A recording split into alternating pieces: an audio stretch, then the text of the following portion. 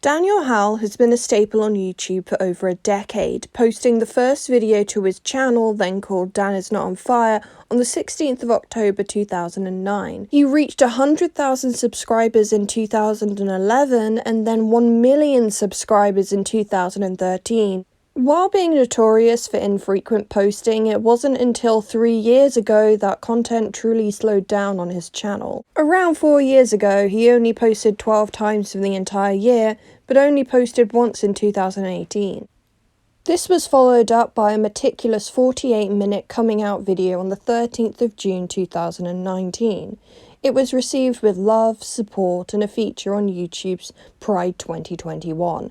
Yet, on May 4th, 2022, Dan posted a video entitled "Why I Quit YouTube," detailing the joys and struggles of his career. My video, in turn, is going to be structured in roughly 2 parts. The first one, I will be summarising Dan's video and what he said in it, and in the second part, I'll be adding my own thoughts and commentary on YouTube's treatment of Dan, a 6 million subscriber YouTube channel that's been posting for over a decade, and how it shows little hope for those with much smaller platforms. While there is a structure to Dan's video, he does hop back and forth on touching on certain points, so I'm just going to summarise it as best as I can. He starts by going over his beginnings and rise to popularity, before discussing problems with anxiety, stress, analytics, growth, and everything that entails. Dan talks about how YouTube has changed from random people making videos to being full of those who want to play the game, referring to the algorithm.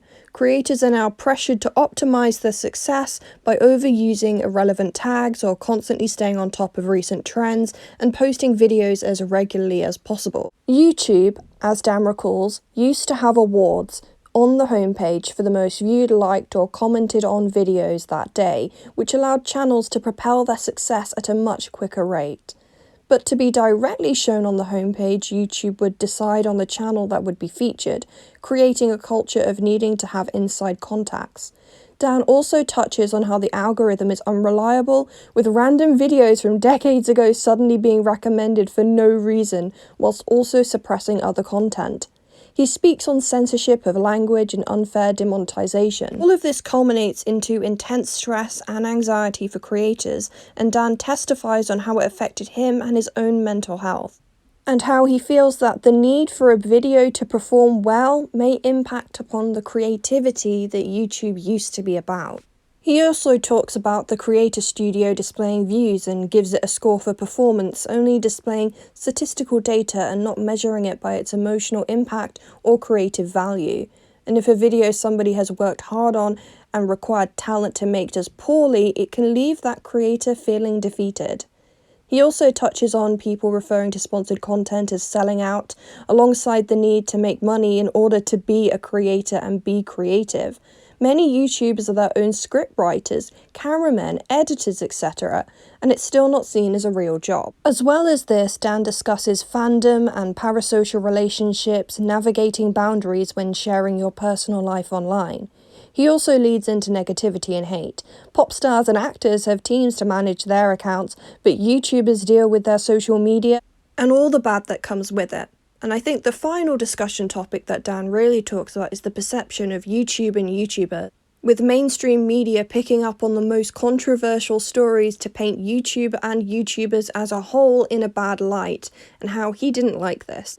Dan was burning out and goes into wanting to make a change and delve into an old dream of acting. He pitched ideas to YouTube Red, which was the old YouTube originals, that included a reality road trip show alongside AmazingPhil, but all were rejected due to YouTube wanting to focus on scripted dramas.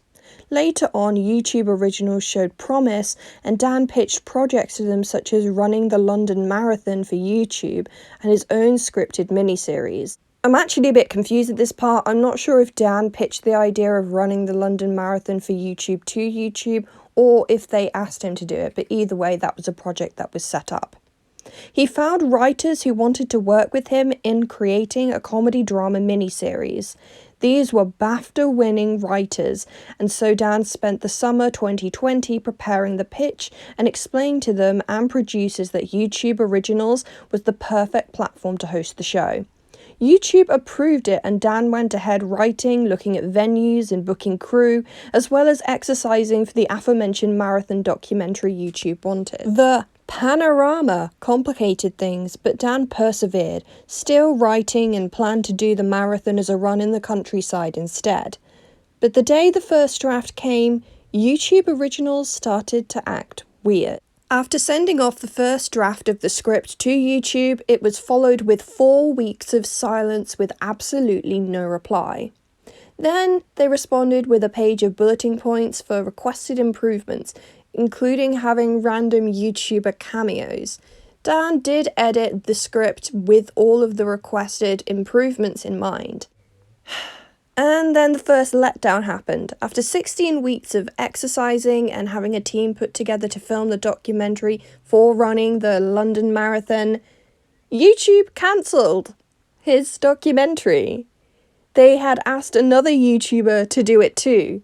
They had just double booked 2 YouTubers and not communicated at all. In the meantime, Dan sent over the script that was revised with all the improvements that YouTube requested. 7 months of silence followed. Yep, 7 months with absolutely no communication, with Dan sending over little bits and pieces, hoping that they'd reply. But after those 7 months of silence, they cancelled the plans for the show.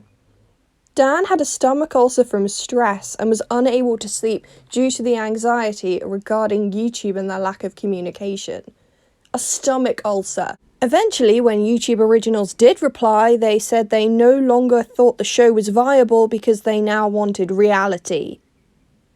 They wanted reality TV, which is an idea that Dan originally pitched to them before the drama series, and only came to them with the idea of the drama series because that's what they were looking for, but now they've changed their minds.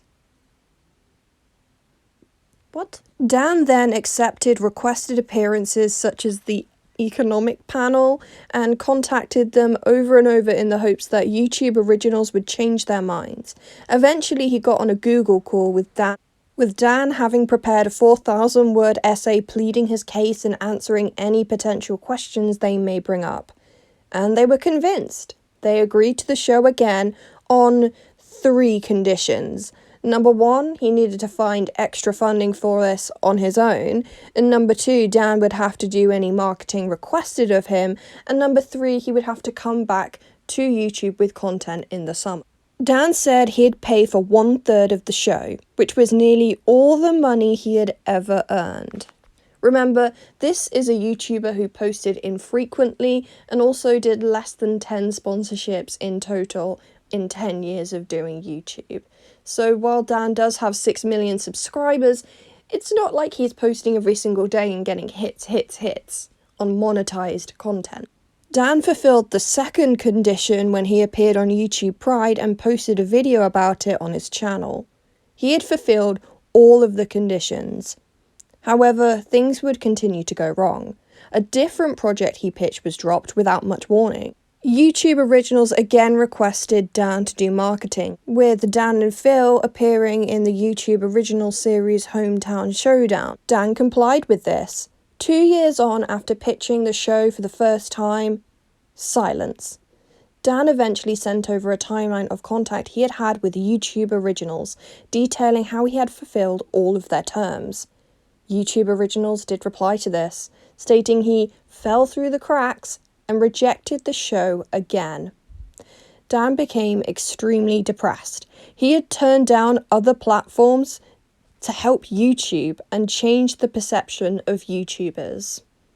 He had had other platforms coming in offering to help produce the show, but he had had faith in YouTube, which was dashed.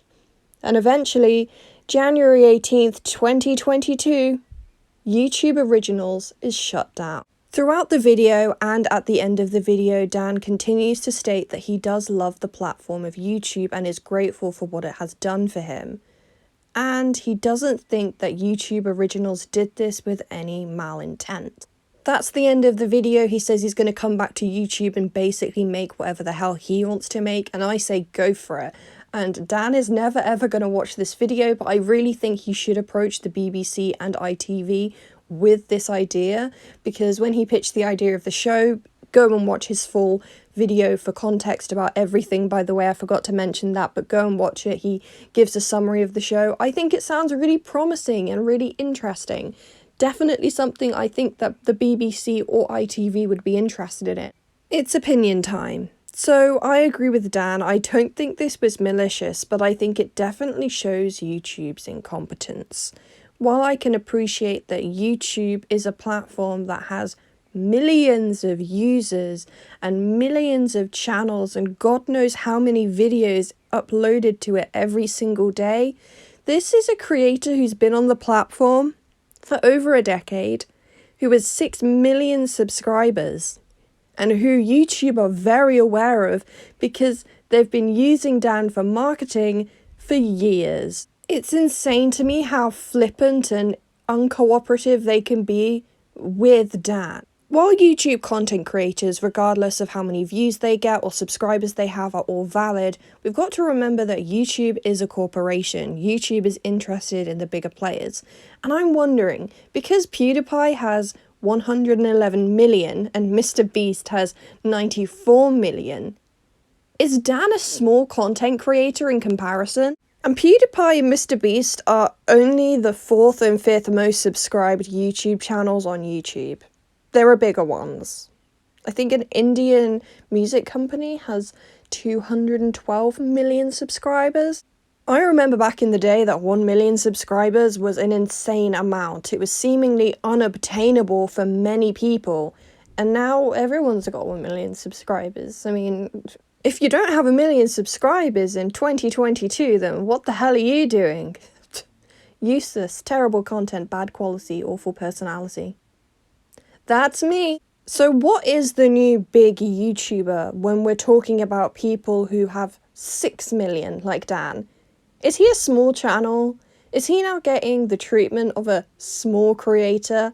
Because in comparison to these ones with like 100 million or more, just useless really. 6 million. Pfft. Work harder, bro. So if Dan is now considered a small YouTuber, what the hell does it mean for the rest of us? I'm a micro channel, I have 19k. We are Diddy over here, we have our own little tribe. If my YouTube channel were a country, then we would basically have just over the population of Palau and Vatican City put together. Which sounds quite big, but is tiny.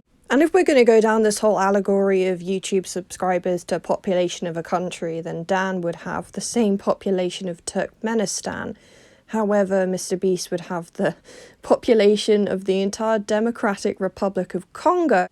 And PewDiePie would have the entire Philippines. That's insane. That's mad. My point here being, now I believe more than ever this displays that smaller content creators, well, I don't want to put a downer on it. We don't have a hope in hell. There's no helping us. If somebody who has 6 million subscribers and who has been on the platform for over a decade can't get a solid answer out of YouTube, I think we're all doomed. And I understand corporations will always cater to the biggest people on their platforms or in their companies because they're the big money makers.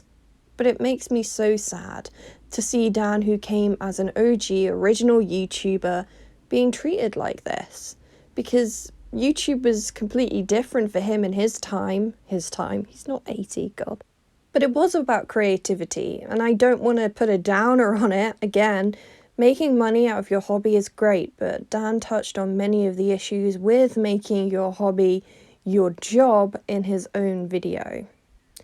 And especially when YouTube aren't employers, and that's the problem. And I feel like that's why I would never recommend YouTube as a viable career option in 2022, especially if you're starting right off the bat brand new. Because it's a corporation and you're not directly employed by them. There isn't a human resources department. It's not secure in the slightest, especially when I believe, and definitely there's evidence for, YouTube prioritizing much bigger creators. And with creators getting millions upon millions of subs like never before, what constitutes a smaller creator is changing in definition. They let Dan fall through the cracks because in my perspective, he's no longer a big YouTuber. And isn't that sad? Truly, Again, I understand the perspective of a corporation, but when you've worked this hard and you've got so far, and in the end, did it even matter? Yeah, I didn't mean to make that reference, that just came out of my subconscious from absolutely nowhere. But I don't want to leave this on a negative note. I think this shows perfectly that YouTube should just be what it was meant to be.